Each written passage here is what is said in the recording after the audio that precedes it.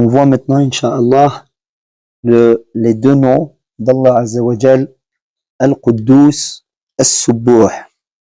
La traduction de base qu'on va prendre, de la traduction du livre, c'est Al-Quddus, le pur, et As-Subbuh, l'exalté. Donc, Al-Quddus, le pur, et As-Subbuh, l'exalté. Donc, le nom d'Allah Azza wa Jal, explique Cheikh Abdelrazak Badr, Jazahullahu Khayra. Donc, le nom Al-Quddus, donc, il apparaît deux fois dans le Coran, dans le verset dans lequel Allah Azza wa Jal dit هو الله الذي لا إله إلا هو الملك القدوس السلام المؤمن المهيمن العزيز الجبار المتكبر سبحان الله عما يشركون. Voilà, sourate 59, sourate Al-Hashr, l'Exode, verset 23. Le sens du verset est il est Allah en dehors duquel il n'est de divinité digne d'adoration, le souverain, le saint. Donc ici, il y a une annotation, Al-Quddus désigne celui dont la pureté est absolue, celui qui est sanctifié par les anges. Donc c'est le sens qui est donné ici. Celui, donc le verset qu'on reprend, celui qui est exempt de toute imperfection, celui qui atteste, on l'avait vu là, As-Salam, de la vérité, de la révélation, comme on avait déjà vu, Al-Mu'min, donc le gardien de toutes choses aussi, Afwan, Al-Muhayminu, Al-Aziz, Al-Jabbar, donc le tout-puissant, celui qui domine toutes ses créatures, celui qui s'enorgueillit, c'est-à-dire seul, d'être exempt de tout défaut et mal. Gloire et pureté à lui, il est bien au-dessus de ce qu'il lui associe. Donc, dans le deuxième verset, dans lequel le nom Al-Quddus est évoqué, c'est la parole d'Allah Azza wa Jal. يسبح لله ما في السماوات وما في الأرض الملك القدوس العزيز الحكيم. Dans Surat Al-Jumu'ah, Surat 62, verset 1, le sens du verset, donc, glorifie Allah, ce qu'il y a de les cieux et sur terre, glorifie Allah. Comme on avait vu, le Quddus, c'était quoi? Le pur, le pur, et donc Al-Quddus, Al-Aziz, Al-Hakim, le puissant, le sage. Quant au nom As-Subbuh, فقد ورد في السنة وذلك فيما رواه مسلم في صحيحه. Donc, c'est dans la sunna du prophète sallallahu alayhi wa sallam qu'apparaît le nom d'Allah Azza wa Jal, As-Subbuh. Donc, d'après Aïcha radiyallahu anha, le messager d'Allah sallallahu alayhi wa sallam disait dans son ruku' et dans son sujud, Subbuh Quddus, Rabbul Malaikati war Ruh. Rabbul Malaikati war Ruh. Donc, dans le sens approximatif du hadith, Aïcha, qu'Allah soit satisfait d'elle, rapporte que le messager d'Allah disait dans le ruku' et dans le sujud, il disait Subbuh Quddus. D'accord? Donc, l'exalté, pur, Seigneur des anges et de l'esprit. Donc, cela a été évoqué dans la sunna. Donc, et le prophète sallallahu alayhi wa sallam a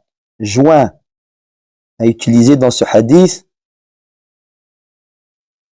les deux noms.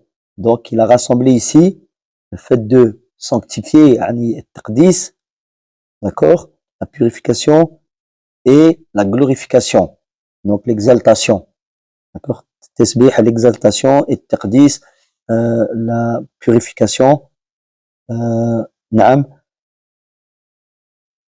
comme il a rassemblé ces deux actions, de glorification et d'exaltation et de purification dans la parole d'Allah Azza wa Jal, comme cela a été évoqué donc dans la parole d'Allah Azza wa Jal, dans la glorification, le tasbih des anges et leur la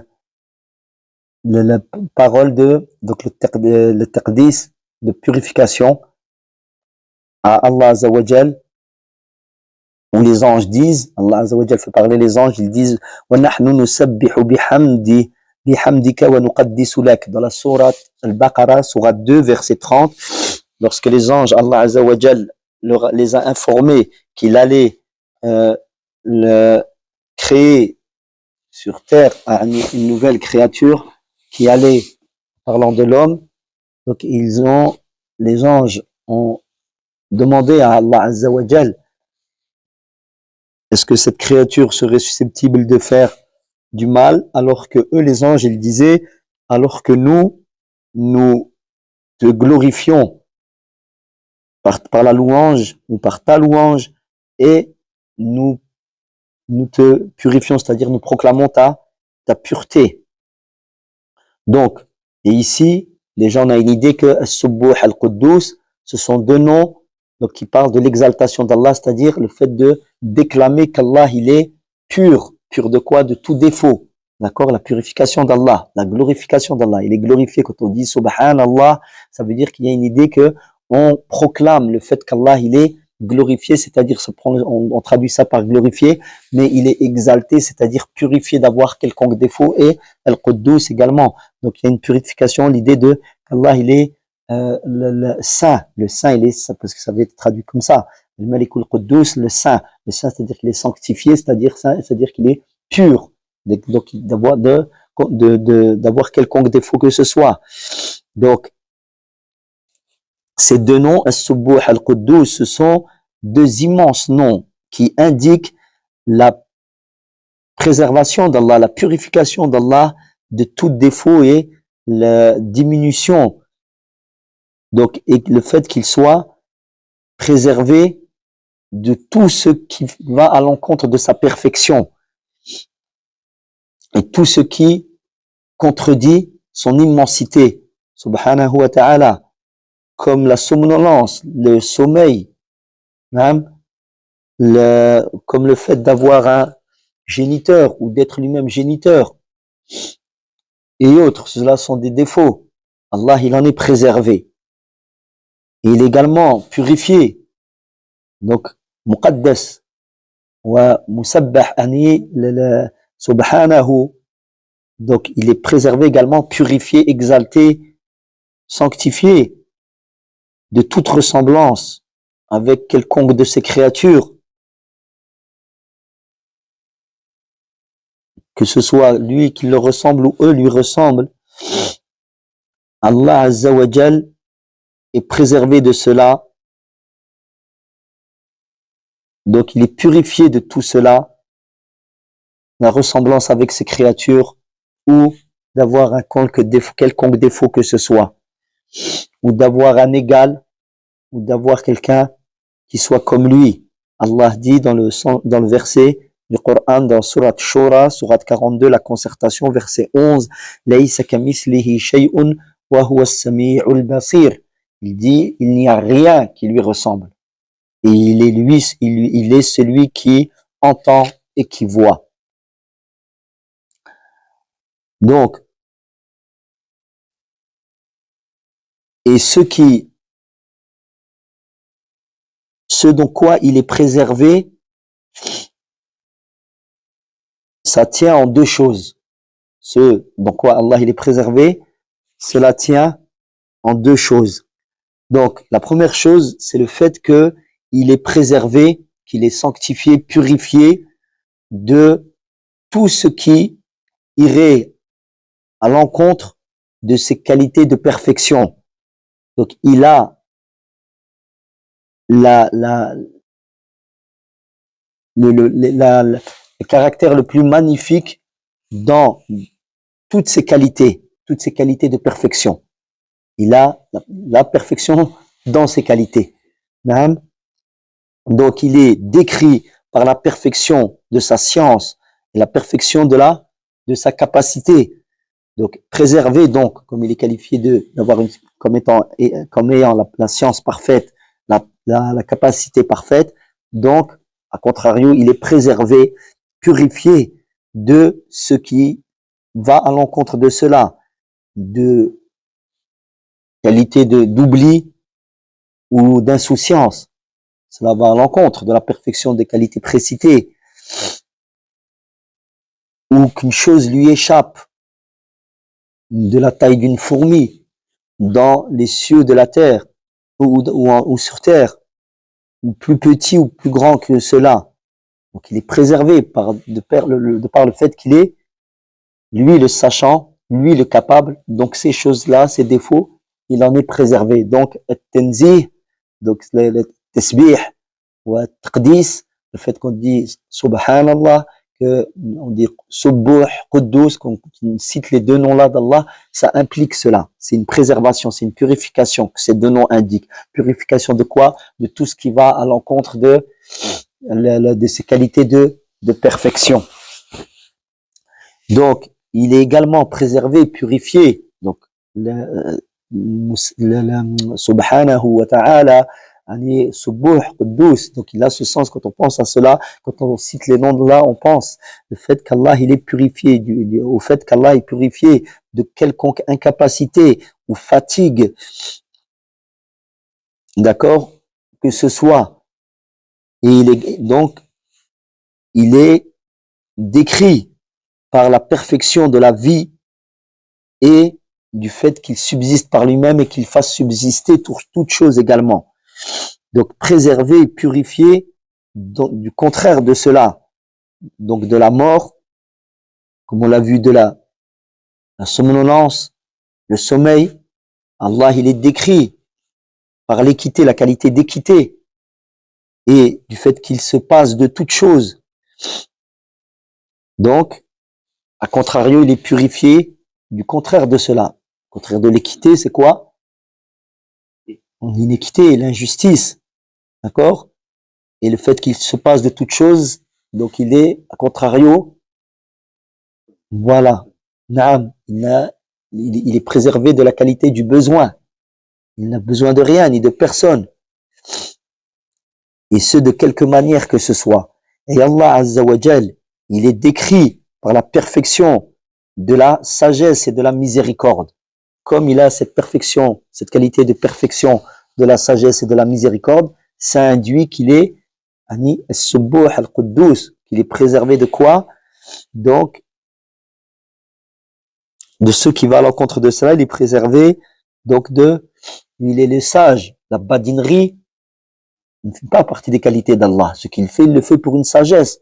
Il ne fait pas que quoi qu'il se passe sur terre, dans les cieux, sur la terre, il y a la sagesse d'Allah Azza wa Jal derrière cela. Il n'y a pas de badinerie. Allah l'a simplement voulu par volonté. Ça s'est passé juste par la volonté d'Allah. Non, il y a la science d'Allah Azza wa Jal, il y a la volonté, la science et la sagesse, très important. Alaykoum salam. Et donc, il est préservé de là. Donc, comme il est le sage, il est préservé le musabbah, donc on proclame sa glorification, tasbih, subhanallah. Dès qu'on pense subhanallah, ça veut dire, quand on revient tout de suite, ici Allah, souvent dans le Coran, quand il dit subhanahu wa ta'ala, subhanallah, c'est tout de suite en réponse à ce qu'on lui a accordé de défaut. On a accordé un enfant à Allah, Allah il dit subhanahu wa ta'ala, d'accord? On lui accorde des associés, Allah il dit subhanahu wa ta'ala amma yasifun. Subhanahu wa ta'ala amma yushrikun. D'accord? Donc à chaque fois, il est le parfait, donc il est préservé, glorifié, sanctifié, purifié d'être sa qualité est préservée d'être entaché de quelconque défaut que ce soit. Donc au contraire de sa sagesse parfaite, il est préservé de la badinerie. Donc, ou qu'il fasse une chose, ou qu'il légifère une chose sans sagesse, il est préservé de cela, ou sans miséricorde. Non, toute chose est sagesse et miséricorde dans la création d'Allah. Donc, Et toutes les qualités d'Allah, donc, sont des qualités parfaites, donc elles sont préservées de tout ce qui serait susceptible de les annuler ou de les amoindrir, ou d'aller à leur rencontre. Naam. Naam. Donc ici, c'est la première chose que contiennent, on peut réunir deux choses, on a dit dans ces qualités d'Allah Azzawajal, donc de ce dans quoi il est préservé, donc on l'a vu, c'est tout la première chose, c'est quoi? C'est ce qui va à l'encontre de ses qualités de perfection, donc il est purifié de cela. La deuxième chose, il dit ici, donc il est préservé, purifié de quelque ressemblance que ce soit avec ses créatures. D'accord? Déjà, dans le premier groupe, on a vu, c'est qu'il est préservé de défauts dans ses qualités. Et ensuite, maintenant, il dit dans la purification, tasbih, qadis, subuh, quddus, il est préservé d'avoir un égal ou de ressembler à quelconque de ses créatures ou qu'il ait à quelconque un égal dans quelque domaine que ce soit, de quelque manière que ce soit. Les créatures sont toutes, quand bien même elles sont grandes, immenses ou nobles, anoublies par Allah, tout ce qu'elles peuvent atteindre de tout cela, donc de perfection à leur niveau, eh bien cela ne leur sied qu'à elles. En aucun cas, elles ne sont comparables à cette qualité d'Allah Azzawajal. Une créature est grande, Allah il est plus grand. Une qualité est noble, une créature est noble, Allah il est plus noble. Qui a accordé cette noblesse? Qui a accordé cette grandeur? C'est Allah Azzawajal. Donc il n'a pas d'égal en cela. Donc il n'y a rien en cela qui ne puisse même approcher le créateur, les qualités du créateur parmi les créatures. Il dit ensuite, il faut même dire que tous les attributs des créatures ne peuvent rien, disparaissent lorsque l'on prend cette qualité, le nom de cette qualité, et qu'on la ramène à Allah Azzawajal. Quand on parle de la grandeur d'une créature, cette grandeur, elle disparaît. Quand on parle de la grandeur d'Allah, quand on parle de la beauté d'une créature, cette qualité, cette beauté, elle disparaît. Quand on parle de la beauté d'Allah, comme le prophète sallallahu alayhi wa sallam a dit, Inna Allah jamilun yuhibbul jamal. Allah est beau, il aime la beauté. Mais quelle est la beauté la beauté de la créature face à la beauté du créateur, subhanahu wa ta'ala. Donc, ces qualités des créatures ne peuvent en rien, les qualités positives des créatures ne peuvent en rien être comparables avec les qualités d'Allah Azzawajal, qui est leur créateur. Donc, tout ce qu'il y a, on peut même dire que tout ce qu'il y a dans les caractéristiques des créatures de sens, de descriptif et de perfection, c'est lui, subhanahu wa ta'ala, qui leur a accordé cela. Donc, c'est lui qui a créé. Donc, parmi les créatures douées de raison, c'est Allah qui les a créées, les créatures intelligentes. D'accord? Qui leur a accordé cela? C'est également lui, la vue, la force, mais apparente, la force cachée, c'est Allah Azzawajal qui leur a enseigné cela à ces créatures et qui leur a accordé ces intuitions par lesquelles ils vivent quotidiennement, qui sont ancrés dans les serviteurs. Les créatures agissent par intuition. Qui leur a accordé cela? C'est Allah Azzawajal. Naam. On regarde la créature, la parole, comment un enfant il apprend à parler. Il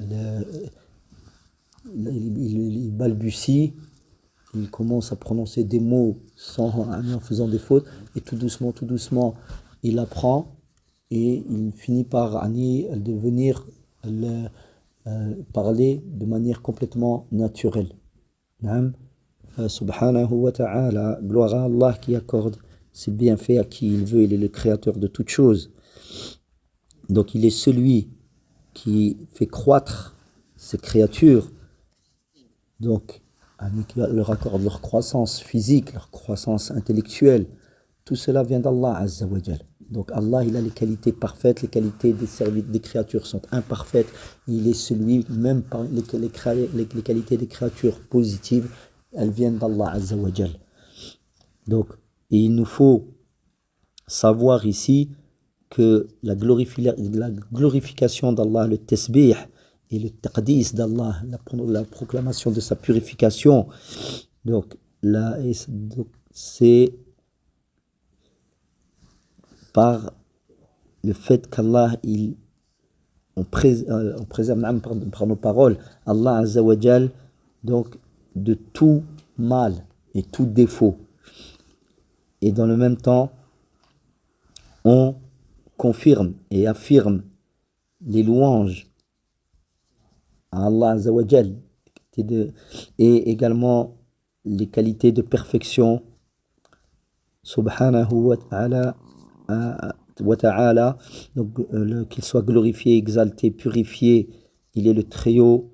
Donc on proclame les qualités de perfection d'Allah Azza wa Jal en ce qui, comme il lui convient, on revient à ce qu'on a dit tout à l'heure, on est faible dans notre glorification d'Allah Azza wa Jal, dans notre adoration d'Allah Azza wa Jal. Donc tout cela, c'est comme lui-même s'est décrit. Il est comme lui s'est décrit, subhanahu wa ta'ala. Wallahu ta'ala alam. On continuera la prochaine fois bi'idhnillahi ta'ala wa sallallahu ala nabiyyina Muhammad wa ala alihi wa sahbihi ajma'in.